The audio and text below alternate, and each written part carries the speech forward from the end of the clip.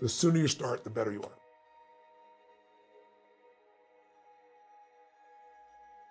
I was up in Whistler. We do change locations every year, but I do a financial program where I bring usually 5 self-made billionaires in 5 days, and then I bring 20 speakers, including them and myself, and we go deep.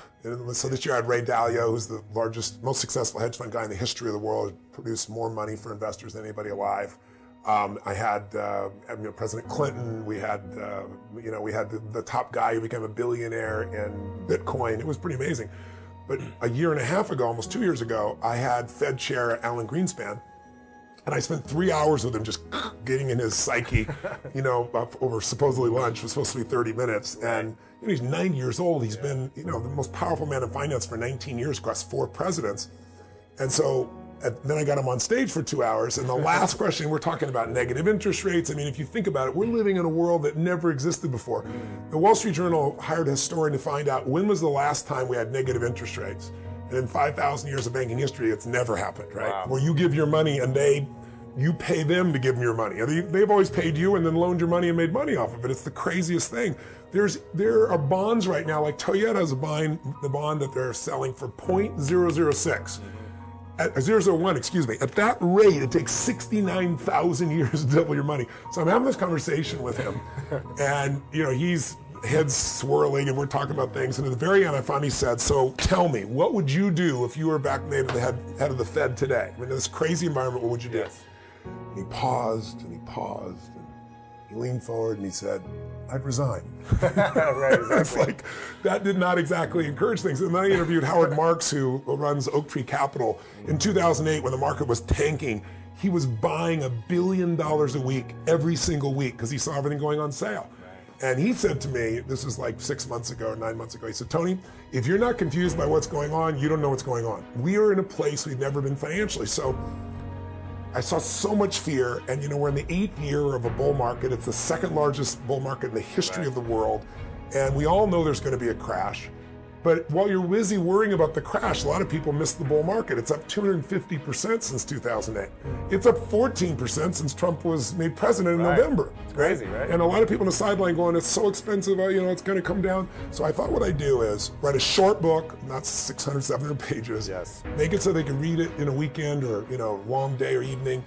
And then I wanted to write a book that also was really a playbook, showed you exactly what to do. So if you're a baby boomer and you never got started, you can still make it. Or if you're, somebody who's, let's say, a millennial and you feel like you've been through college and you got so much debt and you never get out of it, This is the plan how to get out of it. But I really wanted to get rid of the fear. I wanted to show people that there's nothing to fear, and do it not with enthusiasm, but with facts. And in this book, when you read this, it'll blow your mind. And I'm also giving 100% of the profits. Not a penny comes to me, again, to feed people, because we fed 100 million people 2 years ago, 100 million last year. This book will help feed 50 million, so every book feeds 50 people, and then I'm putting matching funds up to feed another 100 million people. We're going to feed 1 billion people in the next 7 years.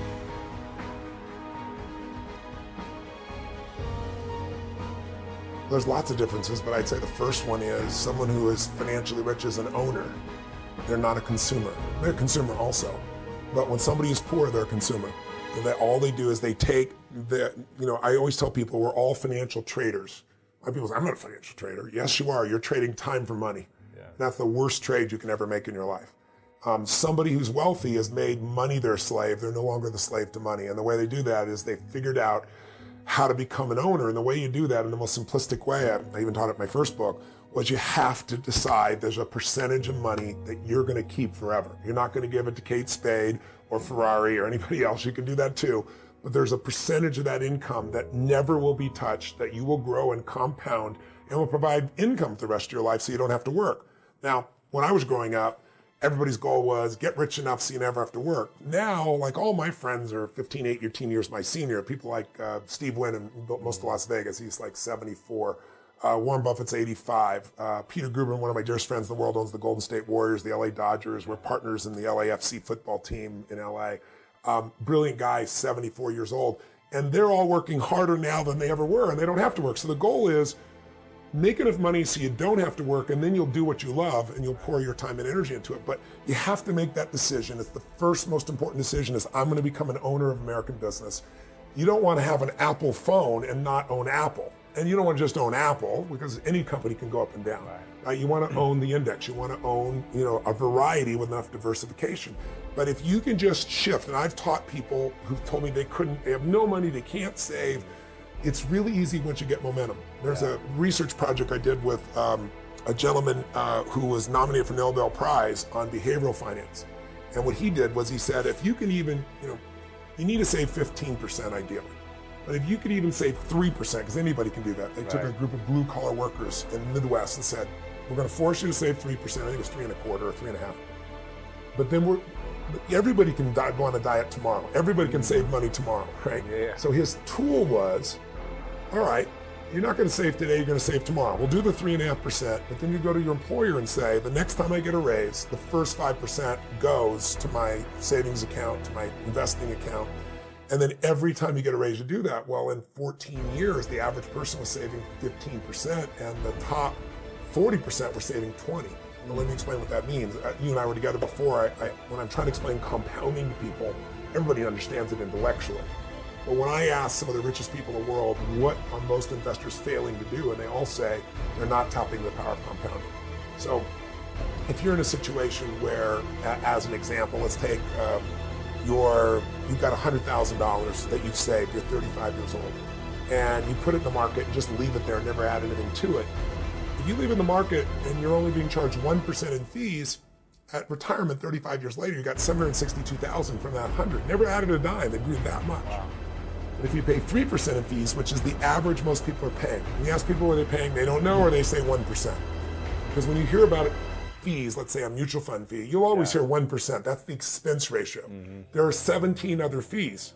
So every 1% you overpay, 1% is the average. But if you pay 2 or 3, and the average mutual fund is 3.12, sounds like nothing, 1 or 2%. But every 1% you overpay because of compounding means you lose a decade of income. So the person who paid 1% has $762,000. The person who paid 3% has $452,000, and they own the same stocks. It's just fees. So while we compound our interest, we also compound fees. So if you could save 3% and build it to 5, 10, 15, or you start with 10 or 15 and eventually get to 20, the best example I can give your viewers is that there's a gentleman who worked for UPS who literally never made more than $14,000 a year. You heard about him in the book. And when he retired, he had $70 million. Crazy. And he gave away $35 million while he was alive. And the reason was, a friend of his set him aside and said, look, I'm gonna make you rich. He goes, I'm never gonna be rich. I make 14 grand a year. He goes, I'm gonna make you rich. I'm gonna make you rich later in life, and I'm gonna do it by a 20% tax to your business. And he goes, I make 14,000 a year. I can't live on 20% less. And his friend said to him, if the IRS came and said at 20% more tax, you'd scream, you'd yell, and you'd pay it. And he said, but we're going to pay it for you. And that 20% compounded generated $70 million. So for the people that are at home, the sooner you start, the better off you are, because compounding does it. I've got an example in the book of a guy that starts at 19. He puts aside $300 a month. He stops at 27. So he does it for 8 years. He only puts in, I think it was $35,000. But it's $1 million by leaving in the market when he turned 65 and he stopped at 28. He has a best friend that starts at 28, invests his entire life, puts in $180,000, and he has less money at the end. The sooner you start, the better you are. Well, in the book I explain you've got to have diversification. Right. And don't just throw it in a stock and just no. And what most people do is they go to a mutual fund. And they think it sounds logical. I'm no good at this. This is not my skill, a person says. You go to a professional who runs a mutual fund. What do? They figure out a series of investments to make. They put it in the fund and they do it for you. And you think, well, gosh, they're smarter than I am. They'll do well. You assume that, but the truth is they charge so much that even if they did have an advantage, they lose it. I interviewed David Swenson, who's the head of chief investment officer at Yale. It took Yale 200 years to get $1 billion that they saved. He turned it into $25 billion in 2 decades. Wow. It's unheard of. He's the greatest institutional investor of all time. And one of the things that he told me, he said, Tony, you just got to understand something. He said, you're never going to earn your way to wealth. He said, how many people have you seen, movie stars, actors, athletes? The other day, 50 Cent just went broke, right? He made $100 million on vitamin water alone. Somebody gave him a tip, and he had half a $500 million, and he's broke, completely broke. Mike Tyson made $500 million and went broke. You can understand that a little bit. Yeah, I think it's 78% of NFL players go bankrupt 2 years after That's they retire. correct. And the average lifespan of an NFL player is 3.5 years. So these guys work their whole life, they go through these rough injuries, and they don't know how to invest. So the answer is, you can make a fortune. Elton John didn't go bankrupt because it's different rules in England, but he got in trouble. Who I just saw the other day is, what's his name? The Pirates of the Caribbean. What's his name? Johnny Depp? Johnny Depp. Johnny Depp's going bankrupt right now. Really? Johnny Depp. He's making like 20, 30 million a year. Yeah, Johnny Depp was worth $700 million, $750 million. He's on the verge of bankruptcy right now, can't pay his bills. He was paying $30,000 a month on wine alone, right? Oh my gosh. He spent $3 million to take Hunter Thompson's body, burn it, put the dust into this giant cannon and shoot his dust into space, $3 million. It doesn't matter how much money you earn, you can always get rid of it and lose it. Buy an island and watch how quick it disappears. Yeah, right? exactly. So what I show people is, what you really want to do is create an income for life without working. The goal, if you own a business, and I would assume a lot of your viewers are business owners or getting started in business, no matter how good you are in business, think about this. The one universal rule that idiots in finance know is diversification. It's the only free lunch. You've got to diversify. Because if you put all your eggs in one basket, no matter how good the basket is, one day that real estate market, that stock market, that bond market, that collectibles market, whatever you invest in, Ray Dalio showed me statistically, it'll drop 50 to 70% on a day. Now, if you're later in life when that happens, it's over for you. Right. So you have to diversify, and yet most people, they know real estate, so they do it, or they know stocks, so they do it, or they grew up with their parents flipping things, and it's the wrong thing to do. So you've got to diversify in order for you to be able to truly succeed, and that's why when you own a business, if you put all your money in your business, which is what most of us do naturally, a lot of risk.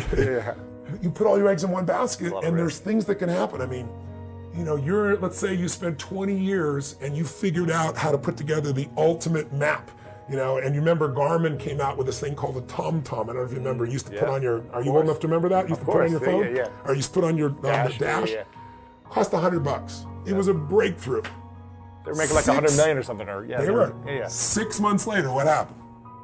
The iPhone came out with Google Maps. These little bastards, excuse my French, came out with it, put Google Maps, put their own map on here, and it costs how much? $0. What's that going to do to your business when someone takes your product or service and gives it away for free? So I always tell people, competition happens, technology happens. What you must do is have a second business with no moving parts, no people, no time. Maybe it takes you 3 days a year for 2 or 3 hours after you've read the book. You put it in place and you measure it 2 or 3 times a year. That's it. Go on with your life. Now if there's a trouble in your business, you're financially set. In my life, have 31 companies now. We have, you know, what do we have? 1,200 employees, 7 different industries. We do $5 billion in sales. I mean, that used to be, you know, me and my seminar business. It's grown geometrically. But with all those moving parts, the only way I've been able to succeed is because I've taken every one of those businesses and I've diversified my assets so that when things were in trouble, I still had enough economics to take care of myself and keep the business going. So everybody needs to create a money machine that works while you sleep, that doesn't have moving parts, and that's what this is really about. Great question. It's one of the main reasons I wrote the book. I always tell people, if you just read the second chapter of the book and nothing else, it'll change your life. And we can do that with multiple chapters, but that chapter is really about teaching people that winter is coming. We all know winter's coming, right, to coin a phrase, but that winter is the best time on earth. And I know that's counterintuitive, and I don't mean like being a positive thinker, I mean pure facts. So in the book, I take you through 10 facts. I'll give you a couple of them right now. The first fact I give people is, why do people not invest? They're afraid of failing. You're a millennial, right? So you grew up witnessing 2008 when you were still relatively young. How old are you now? 33. Okay, so you were what, 27? What? 2008. 27. Yeah, 27, 28 years old. So you're a young man, and you're watching the world melting down in front of you.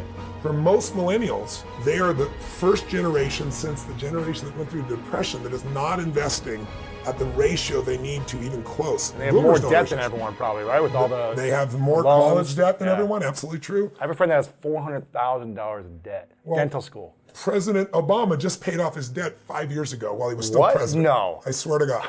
Oh my gosh. It's mind-boggling. And he had a bunch of scholarships, but the last bit, it took him that long. So what I tell them is, Wow. listen, paying off your debt's not enough. You've got to become an owner or you're always going to be in that place. So yes, pay off your debt, but here's what you need to know.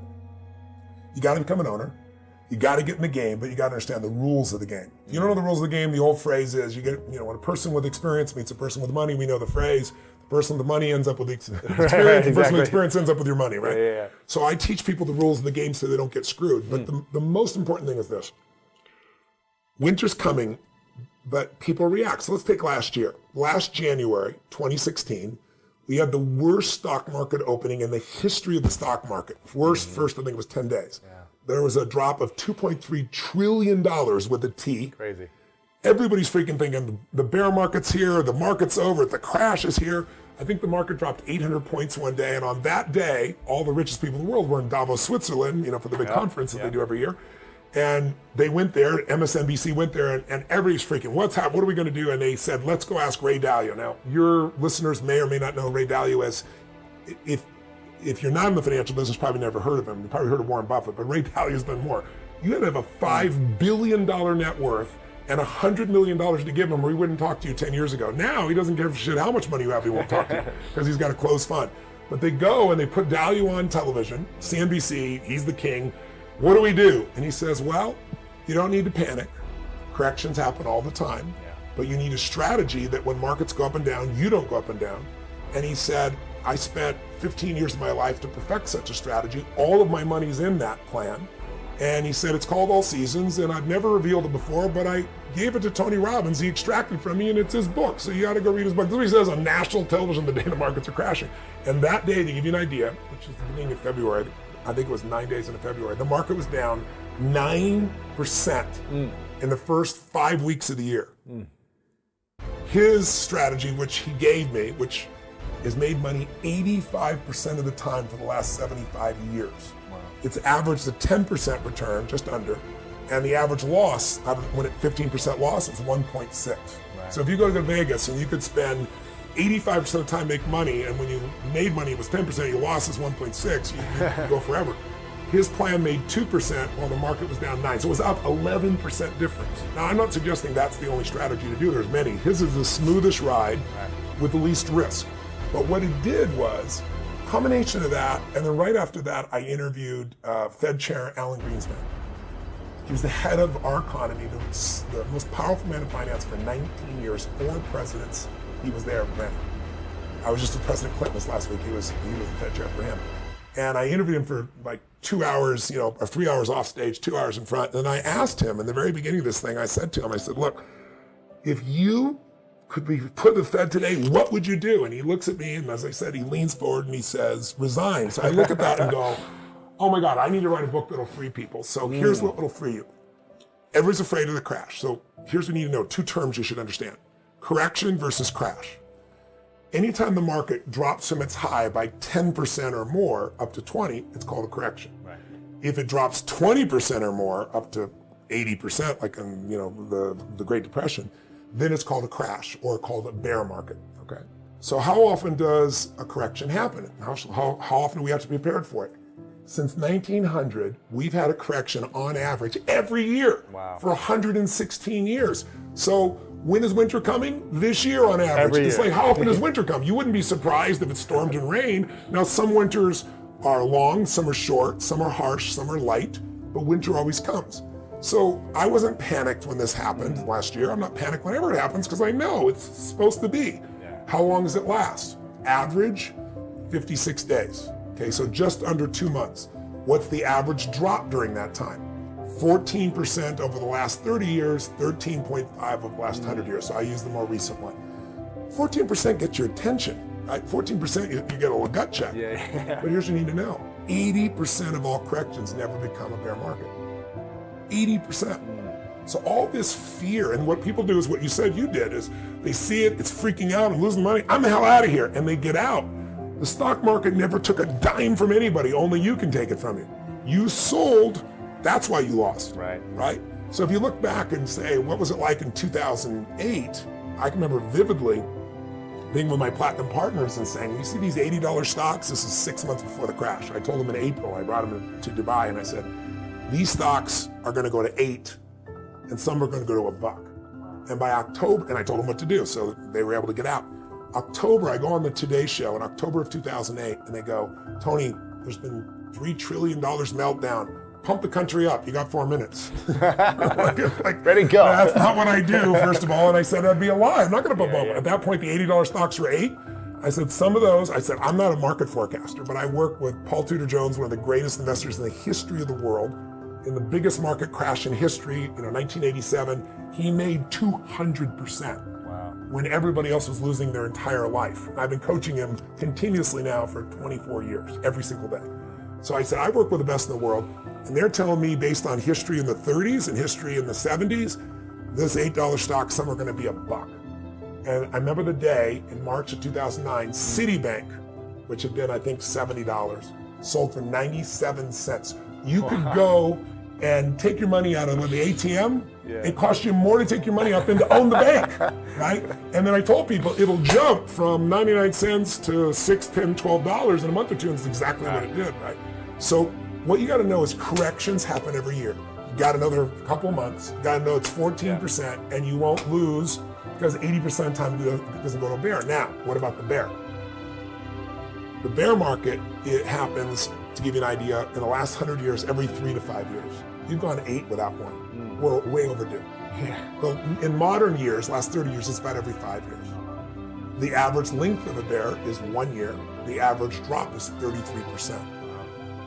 A third of those drops go 40% or above.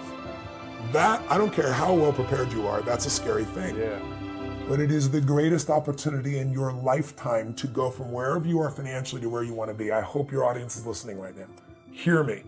If you want to leapfrog and you're a millennial and you think there's no future, or you're, a baby boomer and you think you're too old and it's too late, the greatest gift you have is coming. I know it doesn't sound like it. This is not positive thinking bullshit. This is the truth. Wall Street, the stock market, is the only place that when things go on sale, people freak out. If I said, you like Ferraris? Sure. If I said to you, Ferraris go on sale for 50% off. Awesome. But when I tell you Apple's on sale for 50% off, you go, oh, what am I going to do here? What's wrong? The whole world's coming to an end. If you think about it, how old are you?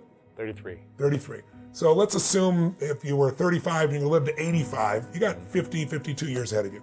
That means you have 52 more corrections to live through. Right. That means you're probably in those 50 years going to have 10 more bear markets to live through. If you're going to have a gut checks every time, or you're going to leave out of it, right. If you didn't participate because you thought, oh, the market's too volatile, I can't trust it, all that stuff, you missed 250% return in the last 8 years. I mean, you've missed out on everything while you're waiting for things to be better. And if you won't do it when it's like this, when it crashes, you're not going to get in. Sure. So here's the good news about the bear. The good news about the bear, average ones a year. Could be longer, but that's the average. Could be shorter. But here's what's cool. Every single bear market in the history of the United States has led to a bull market. Meaning right afterwards. So 2008, this plummeting, what happened in 2009? Up 67% in a year. I can show you every single bear market, and the next year when it comes out, it's this explosion. Now that's not true in every market in the world. It's true for 2 centuries in the United States. Wow. So that's why Warren Buffett says, I want to be greedy when people are afraid. And I want to be afraid when people are greedy. If you remember 2008, he was telling everybody, buy. He was having the time of his life. Buy, everything's on sale. So what you have to do to become unshakable is turn, the metaphor I use is turn the snake into the rope. Meaning, we all know the story, it's the middle of the night, you're walking through the yard or someplace and you see a snake and you're freaked out, you pull back, you come in the morning and it's a rope. Once you know it's a rope, you're never afraid again. Yeah. I want to take for people investing and show them how to turn that snake into the rope it really is. And I'll tell you one final stat on all this. People always say, and you started bringing up timing. How do I time it? Like right now, things are too expensive, I want to wait. People have been saying that for 8 years. Is there going to be a correction? Yes. But when it corrects, you want to invest again. You'll get dollar cost averaging. If you paid a little too much here, you'll paying less here. It'll bring the average price to a reasonable place. It's going to allow you to succeed. But here's what people need to know about timing. If you are not in the market, it's the most dangerous thing. This is so counterintuitive, so I hope your audience is listening. Let me show you. The research, there's 2 different research projects. One was done by JP Morgan. I just spoke for them the other day at their Alternative Investments Conference. And to be in the room, there are 400 people. You have to have $1 billion network to get in the room. Crazy. It was mind-boggling, right? So JP Morgan did a study, and also Schwab did a separate study, 20-year studies. In the last 20 years, to give you an idea, the average S&P 500, that index, has produced 8.2%. Over 30 years, it was 10.28. In the last 20 years, a little bit less. Still great. You double your money, roughly you're in a position where you double the money a little more than every, what is it now, 7.2, so it'd be like a little more than 10 years. But here's what they found out. If you miss the 10 best trading days in 20 years, because you're trying to time the market and you're not in it during one of those days, you went from 8.2% return over that period per annum, per year. It dropped down almost half, 4.5. What are the chances of you knowing the best 10 days to trade in 20 years? None, right? Warren Buffett said, market timers and market forecasters are only there to make fortune tellers look good, because no one can do it successfully. Even if they do it for a while, it doesn't last. It's luck. Jack Bogle told me, who started Vanguard, $3 trillion company. Wow. He said, we took gorillas, 1,000 in a room, and had them flip coins. And we said, how many times they got heads, how many got tails? Just gorillas flipping them randomly. And he said, one gorilla in that set of those turns flipped heads 21 times in a row. Now, when you look at that and see all these gorillas doing it, you look out and say, what a lucky gorilla. He said, but in the hedge fund industry, in the mutual fund industry, when somebody does 10 in a row, you go, what a brilliant investor. Right, what a genius. And it's just averages and luck at that time. That's it, yeah. In fact, he showed me that 96% of all mutual funds fail to match the market over a 10-year period of time. Only 4% make it, and they're constantly changing. Crazy. So the statistic I want people to know is, if you miss the 20 best trading days in the last 20 years, just 20 days in 20 years, one day a year in 20 years, and you're wrong on timing. Your 8.2 doesn't drop to 4.5, it drops to 2%. You might as well have been owning a bond and have no and no risk. Right. If you miss the top 40 trading days, to give you an idea, you are minus 2%. So you got to get in the market. And if you're saying, what about my timing though? The study was done by Schwab. If you got the perfect timing for the year, the right day, the best possible day to buy, some people, the worst day, someone else dollar cost averages, just keeps spending the same amount every month regardless of prices, and somebody stays in cash. Who has the worst return? The guy trying to time or no? Cash. The cash. You get nothing for cash. Gotcha. The guy who was the best had the best timing. Got it. The guy that was the worst, the guy that dollar cost average and the one that was on the worst day were almost identical, but after 7 years, there was only a $20,000 difference in accumulated assets between the worst day and the best day. The worst was not being in the market. Right. So you got to be there. And I'm not saying put everything in stocks. We teach in the book all these different assets to diversify. But stocks in the last 2 centuries have provided the highest return. So you have to have significant exposure to that if you want to get the highest return.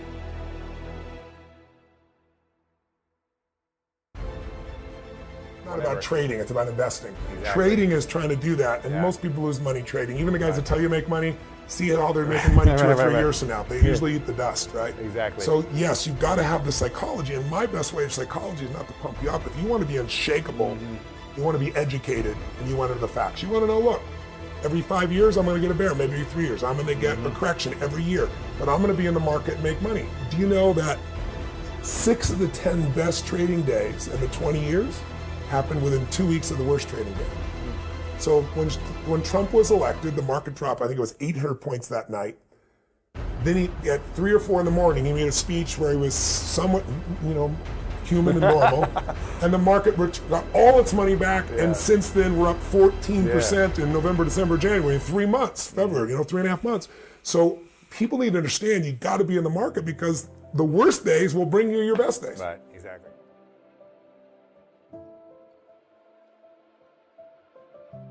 Christian G and I were talking, he said something really beautiful to me. He's a dear friend of mine. I've known him for, I guess, about 15 years. His father is one of the most powerful spiritual teachers in India. Oneness, and so, to give you an idea, he's considered an avatar there. So I went there and they had an opening. Christian G helped to organize it. And they expected 250,000 people over 5 days, and 500,000 people showed up the first morning. Wow. So it was like the ultimate, craziness, if you imagine. So he's got some really beautiful grounding, and his father is not just a religious man, he's really a spiritual man. He believes whatever you believe is wonderful, but what you have to do is wire your brain so that you're connected to the aspect of your spirit or oneness. And he teaches various ways to do this. So anyway, Christian G and I, over the years, have done a lot of fun things together. And this, about 2 years ago, we were having a conversation, and he said, you teach the secret to life is peak state versus lousy state, or being energy rich versus energy poor. That a relationship, you can love somebody, but if the energy's low, it's not going to show up. The energy's high, it will. He said, what if you swap those words and you swap peak state for beautiful state? I said, that works. You know, a high energy state is a beautiful state. Any state where your high energy would be like love or joy or gratitude or drive or courage or faith or, you know, playfulness or fun, any of those things are beautiful states. So he goes, yeah, I agree. And I said, and then suffering states would be low energy states. So that would be frustration, sadness, anger, resentment, loneliness, boredom, whatever. He goes, yeah, that's exactly right. So I can swap those. He goes, if you swap them, there's something cool that you might see or do. I said, what's that, Christian? And he said, well, I've made a decision that I'm gonna live my life where I'm gonna live in a beautiful state every day, no matter what, even if it rains on my parade, even if people do things that are unjust. He said, the reason is because in a beautiful state, just like you teach a peak state, everything flows. And I said, well, that's pretty much what I've been teaching. He goes, yes, but if you think of the lousy states as suffering states, he said, then you can end suffering just by ending the state. And I said, I don't really relate to the word suffering, and I think most achievers do. Most achievers don't even get fearful, we get stressed. I always tell people, fear is the achiever word for stress, because if I follow your stress, it'll take me to your fear. But I realized I didn't relate to suffering. Like if you had told me 2 years ago, Tony, do you suffer? I'd say, are you kidding me? I got the greatest life, I have the most incredible wife and 4 kids, and I got 31 companies, and I'm financially free, and I have a mission I love, and I'm in good health.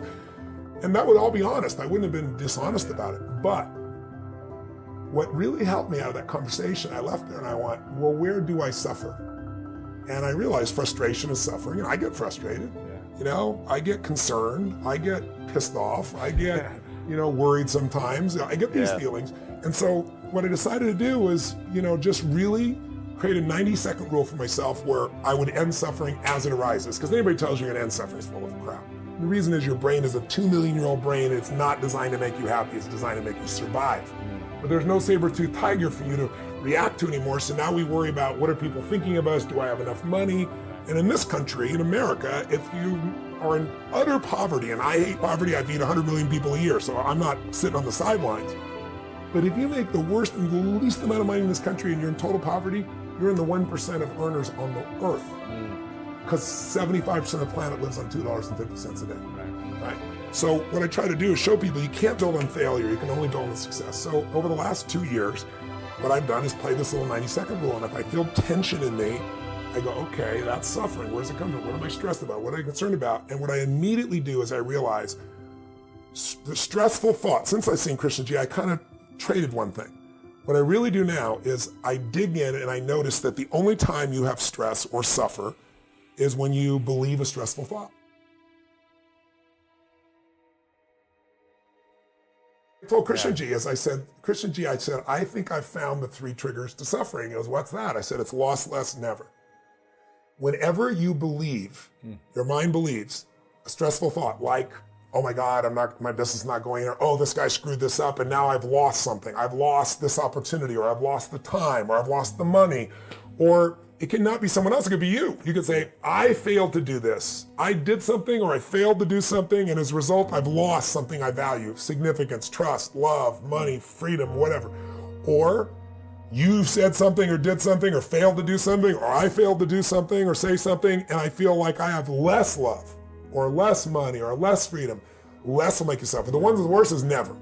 If you start believing that because she said that or she did that, or because I failed to do this or I said that, I'll never have love again. I'll never be wealthy. I'll never be free. Once you believe that shit, it's true, because you won't initiate, you won't solve it, you won't create it. So I'm very sensitive to loss, less, never. Anything that triggers that, and the antidote to it is to realize it's not you. So your thought of, God, you know, my business stressful, is this gonna, you know, I'm sure it'll make it, but a little more part of you like, is this gonna make it? Right. Or this guy screwed up and look, it screwed me out of all these things. When those things happen and you suffer, it puts you in a mode where what you're really suffering about is yourself. And you were honest about it. Thank you for that. I saw you do it. You said, you know, well, I was thinking this guy did this and it cost me this. Yeah. It's the me that makes us suffer. Yeah. When a woman will say, I'm really worried about my children, I'm really stressed, she's suffering about her children, and I'll listen to her, and I'll say, tell me, and she'll say, well, they're not doing this, not doing that, and I'll turn to her usually and say, I hope you can hear yourself, because the real reason you're suffering is not because of your children. It's not because they're not doing well. It's because you think you failed them. It's about you. Because otherwise you'd just be working on the solution. Right. But you're busy beating yourself up, feeling bad, thinking the worst case scenario, right? So the antidote to suffering, the antidote to lost less than ever, is appreciation. I always tell people, trade your expectation for appreciation, your whole life changes. So I was just doing this talk here earlier and I shared with them experience, and I'm fortunate enough to have my own private jet now, but it's a intercontinental jet, so I can fly straight to China. It's bigger than a Gulfstream. It's a Global Express. So it's like having your own bed in the sky, office in the sky. It's this amazing privilege. We filmed in there last time. Oh, that's right. I forgot about that. Filmed the interview. Right. So it's fun. So you got the sense of it. It's amazing. just so great. But up until that time, I was chartering, but half my business was overseas, and it's like $400,000 to fly to Australia and back on a Gulfstream. So it didn't make any sense. I finally did well enough. I sold a couple companies, made a couple $100 million, and I went and bought the plane. But before that, I would be so stressed getting on Qantas Airlines to fly to Australia, first class with a bed. I would be so stressed because in my head I go, there's no internet. I'm cut off for 14 hours. I got 31 companies. I mean, I got this list of calls and texts and Slacks and emails, and by the time I get there, it's going to triple in size. You're going to lose money. I'd be all stressed out, right? And then one day I asked myself, what the F is stressful about sitting or lying when you got to bed, even on a commercial flight like that in first class? And I realized what an idiot I was, but it still grabbed me. You'd still suffer. And I remember one of the last times it happened before I got my plane, ironically, they announced on the air, they said, ladies and gentlemen, we're proud to announce we have international internet. And it was like God descended in the airplane. We're all cheering, clapping. It's so wonderful, right? And then within about 9 minutes, the thing broke down. Oh, man, yeah. Everyone's out there. Everybody's pissed. They're like, oh, this is bullshit. I can't believe this. I'm not putting up with this. And I tell a story because 9 minutes before, it was a miracle. Now, after 9 minutes, it's already an expectation. Wow. And when you have expectations, you're always miserable. I realized my happiness was so cheap because all I had to do was have this nearby and I could lose my happiness, because 31 companies, 1,200 employees, 5 continents, I think. Yeah, 5 continents now, 7 different things. What are the chances that right now someone is screwing up something with that many employees and that many businesses? 100% chance. 100%. Yeah. So all I had to do was wait and open up and find the piece there. It's like, I can't believe what the hell is the matter with them. See, I realized all I had to do was have my phone to be stressed. If that's true, my happiness is so cheap. Because what are the chances of everybody doing exactly what you think they should do the right way every day? Zero. What are the chances of the people you love doing what you want them to do the way you want to do them every day? Zero. What are the chances of you doing the right thing every day, even if you're talented and disciplined? Zero. So your happiness will never last as long as it's got expectation behind it. Don't get me wrong, I have businesses, I run them, we manage them, but I know that people are going to screw up, or my idea of screw up is different than I think they should be. Right. And sometimes their screw up will turn into something even better. Right? I got to give it room. So what I did was I began to realize I made the decision, it's the most important decision I believe of your life, that I'm not going to suffer anymore. Life's too short to suffer, and I'm going to live in a beautiful state every day. And the way I do it is I catch myself when I start to get that sense of stress, I let it go, and I see the idea go by. So your thoughts about this person messing up your business or not following through. If I was in a room with 10,000 people, I guarantee you 60, 70% of the business owners have the same thoughts at times, right? I ask people all the time, tell me your most stressful thought. Oh, I'm worried about my children, this may happen. How many people have had that thought? Everybody. I might not make it financially, blah, blah, blah. How many have had that? Everybody. My point is, it's not your thought. It's the mind, not your mind. When you think it's your mind, you identify with it, and you can't separate from yourself. Right. But when you realize these thoughts have been around for millions of years, and I'm just thinking the same thought that so many people thought before. Like, how many people have ever thought, I'm going to kill this son of a bitch? Now, you didn't do it, because you didn't believe you're really going to kill them. But you felt it, you said it, you were there, right? So we all have thoughts.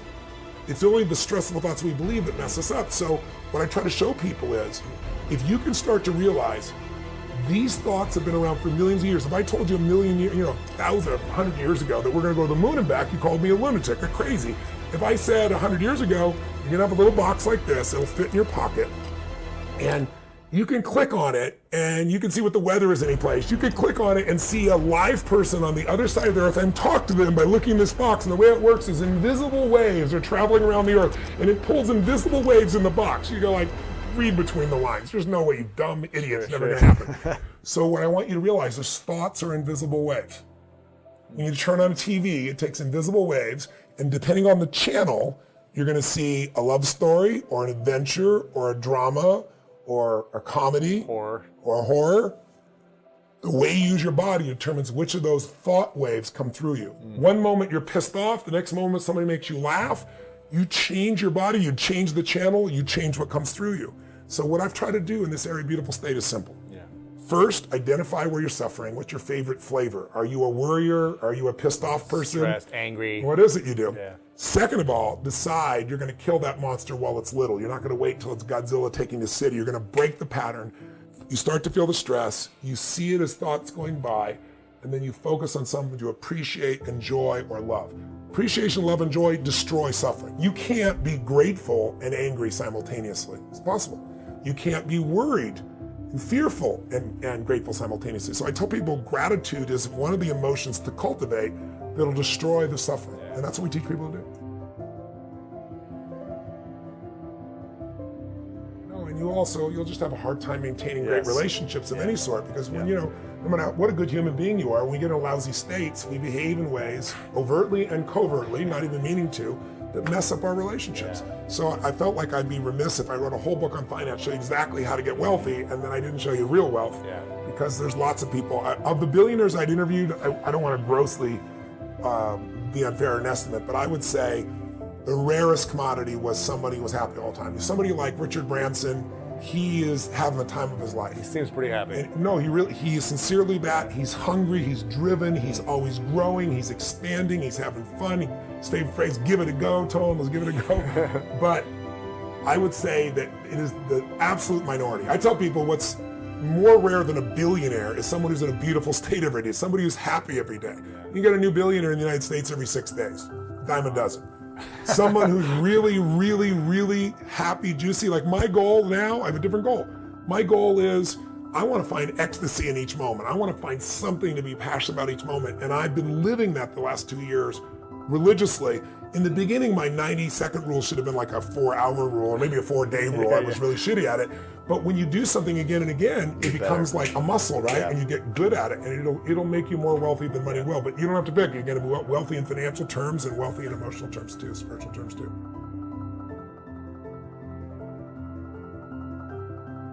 Health, as strongly as it is, I had a real health scare this last year. I think I shared with you. I had mercury poisoning, and mercury mimics dementia. So it makes you lose your memory in the middle of talking, which I do 50-hour events with 10,000 people and never forget a thought. And I've had over the last year where I literally don't know where I am or what's going on in the middle of being in the room. Now, no one's seen it or known it, because I ask afterwards, because I'm pretty good at hiding it. But my mind works so fast I can put something else in there. But that's been really rough. And then the other part, and so you feel vulnerable. It's happened twice when I was speaking to you today. Felt like, did I say this before? Because I've done a bunch of interviews. And so it popped in my head just for a minute. Did I say that? I'm not sure I said that. And so just for a moment, and I'm not used to that. I'm used to only being here with you or with them. I'm not in my head. So I'm down. I went from 123 in mercury on a 0 to 5 scale. It was the highest mercury they measured, where they thought I should be dead. And it took me a year, and I'm down to now 9 on a 0 to 5 scale. So it's still there, but I'm almost done. So there's great vulnerability in that. But I don't, outside the physical, I really don't feel that, and I'm not being like I'm indestructible or some bullshit like that. It's just, everything is a habit. Worrying's a habit. Fear is a habit. I'm pretty comfortable in who I am. I'm 56 years old, I'll be 57 in a few days. I've lived a lot of life, so I've buried, 3 fathers and a mother. I've been told I have a tumor in my brain, I'm gonna die. I've had companies that were near the edge financially and was able to turn them around. I've faced enough things right now that it's not I'm so strong or cool or some shit. It's just that I've faced all those things so many times that my threshold of control is much higher than most people's. Because, I made it through how do I keep the doors open? I need $50,000 and I don't have 50,000 to 5 million to at one point 120 million I needed because 2 of my partners went broke and I was holding the bag, to now I'm doing 5 billion. And I only did that because I made it through those thresholds. So I'm pretty comfortable with most things, but I think there's vulnerability in health. And also I love my wife so much, I can't imagine losing her, and she's in good health, but those things would feel vulnerable to me.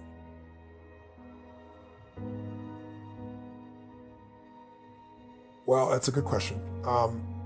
I have chosen very consciously what I want for my life, and I continue to choose. I really believe that our Creator has given us choice. And those that, look at their life and say it's not the way they want it and blame God are barking up the wrong tree. The resources are inside of us.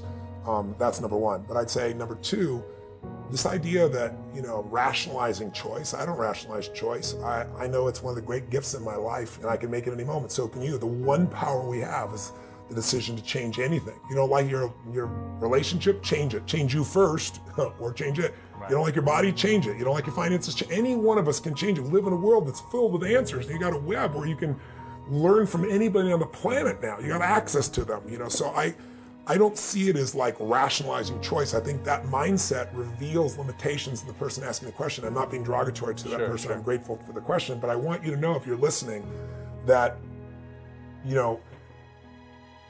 if I asked all those watching, we all have patterns, and I'm a student of patterns. The way I can make changes in minutes for people that were stuck for years, or athletes I've turned around and developed a great amount of fame around, and the Quincy Joneses of the world, the Pit Bulls, the Serena Williams, the things that I've done with all these people they rave about are because I know that whatever you focus on, you're going to feel.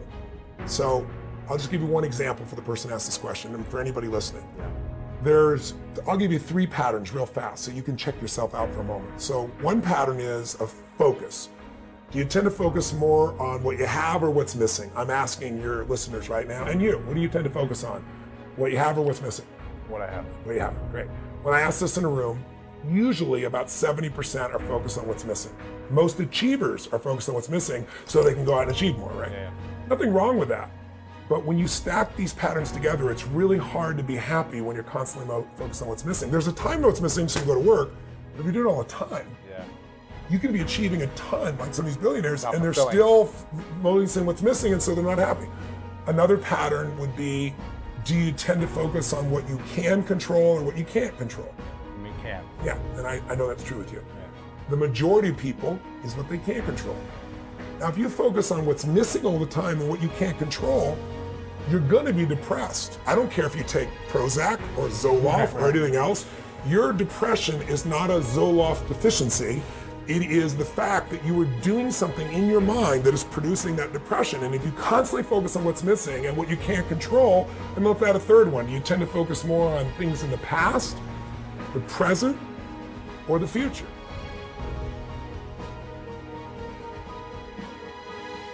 Past, you can't do anything about it. So the more you focus there, unless you're learning something from it, it's pretty much a waste.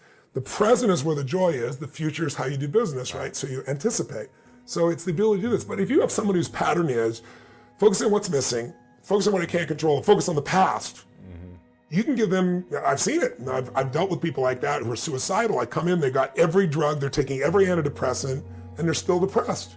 In fact, I'll ask in audiences all the time, how many of you know somebody who takes antidepressants and still depressed? 90% of the room will raise their hand. I know people. You know people? I'm sure the people at home do. Well, why are they still depressed if they're taking antidepressant? Because all antidepressant does is numb you, but they're still focusing what's missing. They're still focused on what they can't control. They're still focused on past or present that's not the way they want it to be, or making up a future that's scary. Well, you're going to be depressed no matter what unless you take control of those factors. So the answer to this question is, I don't see it as a rationale. I see it as a gift. Choice is a gift. It's always there. You can choose what you focus on, and what you focus on is what you're going to experience. You can focus on things that make you suffer. You can focus on things that make you grateful. And of the two, gratitude is the better approach. It's not some mamby-pamby positive thinking approach. It's intelligent, because when you're in a good state, you can solve the problem 10 times better. I used to convince myself that if I'm suffering, if I'm pissed, I'm 10 times smarter, my brain goes faster, and it does. You know what I also found? I'm 10 times smarter when I'm not stressed, and I also enjoy my life Your more. body doesn't hurt. And your mind is and everybody else, you're able to reach them because they're not defensive. So many, pick 3, but I'll just pick 3 randomly. They're important. There's more than this. I would say, that the secret to life is to get outside yourself and find the way to add value to others. There's nothing that's more fulfilling than doing something beyond yourself. I think one of the things that makes me proud to be a human being is human beings will do more for others that they care about than they'll ever do for themselves. And when you tap into that, you have more energy than anybody else, you have more joy, you have more excitement, because as I always say, life supports whatever supports life. Motive matters. And there's nothing wrong with supporting yourself. Everyone supports themselves. But when you're trying to support your family, you get different insights, your community, the world. So I think the idea of being obsessed with learning, growing, and adding value to me is the most important thing in life, because the only way we're happy is by making progress. We grow and we feel alive. We give and we feel 10 times more alive. But you got to grow to have something to give. Yeah. So that'd be one. Two for me is, I'd say that if you're going to be alive and you're not enjoying yourself, you've wasted your life. And it's like every day the gift is find something to appreciate, something to enjoy, something to love, something to give thanks for, because that sense of aliveness comes from that gratitude, comes from that peace. And then I'd say third, and simplistic as it sounds, love is everything. I mean, I'd trade the love that I have with my wife, my children, my dear friends, my coworkers, my audiences, I'd trade that for all the money in the world. I mean, no amount of money can match that process. But I'm appreciative of having the money because it allows me to have portable power. I can, I take care of, right now I provide 250,000 people a day with fresh water in India, because what kills children is waterborne disease, and it's so easy to solve. And I'm going to get that from 250,000 to 1 million people a day shortly. I'm on target for it. We're feeding 100 million people a year. I'm going to do that for 10 years, my 10-year plan. And then I'll have 100 million annuity that keeps on doing, feeding 100 million meals every year. I provided 100 people last year with becoming medical doctors, because there's a giant shortage coming. And I also wanted African Americans who just didn't have the opportunity to have that opportunity. We live in a world that isn't always just, and so I did that. The internet is worthless if you can't read and write. So, I partnered with Elon Musk and with Peter Diamandis and the X Prize, and we did an education X Prize that we've had unbelievable progress on, where 1 out of 7 kids in this country, 1 out of 7 people in the world can't read or write, they're illiterate. And 250 million children are illiterate, 250 million. The internet's worthless when you can't read or write. So there aren't enough teachers, there never will be. Our demographics don't serve it or support it. So we've got all these firms competing for this $15 million prize we put up, which then means on an iPad they can teach themselves to read and write and do basic arithmetic within 18 months from nothing. And it's going to be open source, so the winner gets 15 million, then everyone in the world will have access to it. So those types of things, they're what make you feel alive. They're all expressions of love. I always tell people, other than love, my labor is the greatest gift I can give someone, because it's an expression of my love. And so I think that third point is love is everything. Make sure every single day you strive to be a blessing in the lives of the people you meet. That's my daily prayer. Lord, let me be a blessing today. Right before I walk out on stage, Lord, guide me to be a blessing in the lives of the people I meet. And most of the time I seem to pull that off. You do a good job. I've spent a long time, a lot of years doing it, and hopefully there'll be a lot of years ahead. Sure.